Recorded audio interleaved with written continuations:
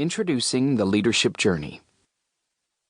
Son, mission operations is called Operation Head Start.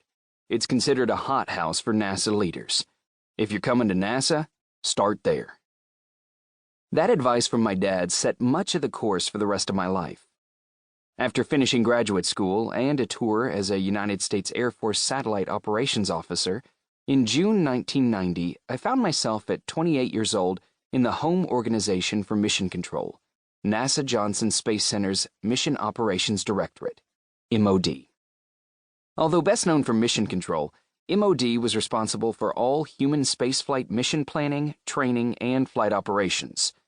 I was hired to help plan the construction and operation of what would become the International Space Station, ISS. The space stuff was cool, incredibly so, but I quickly learned there was much more to MOD and to becoming somebody than just mastering the cool technical work and the cool technical language.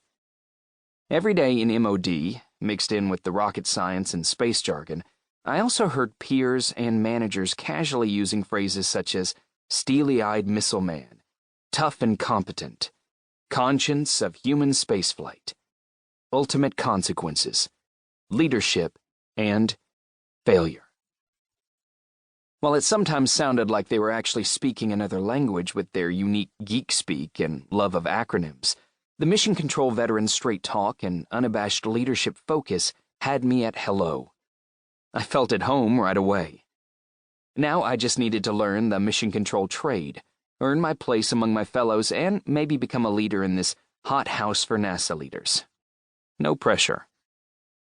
As time went on, I noticed more and more contrast in the typical behaviors between MOD and our peer organizations in NASA's human spaceflight community, both individual and organizational.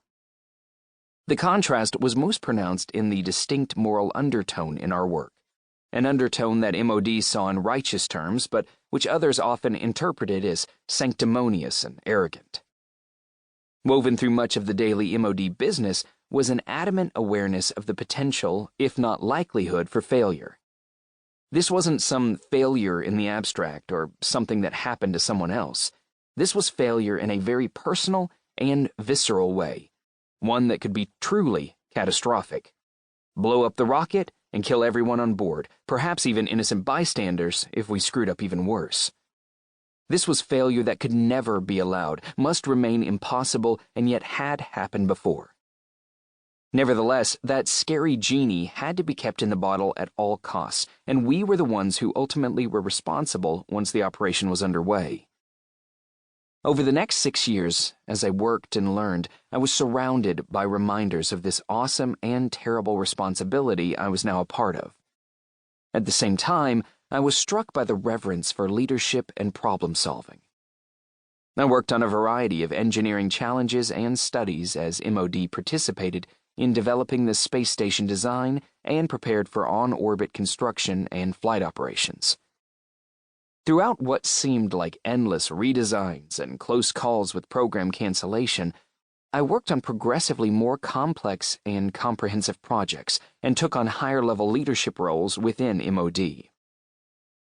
In 1996, I was selected with 4 other technical leaders and managers to be one of the first International Space Station flight directors. This was one of those grab the golden ring moments. The public is most aware of flight directors from the white vest-wearing portrayal of Gene Kranz by Ed Harris in the movie Apollo 13. Among other things, flight directors are the people who have led the teams that planned and conducted every U.S. human space operation from mission control since the beginning. Most prominently, flight directors are in command of the flight control team and have the authority to take any action necessary to ensure the safety of the astronauts and spacecraft. I had become the 40th in history. I spent the next 9 years as a shuttle and ISS flight director, developing missions and leading operations for both spacecraft. Personally, I benefited incalculably from the seasoning that comes from leading high-stakes decision-making like that, especially in the trial by fire that describes even normal days in mission control.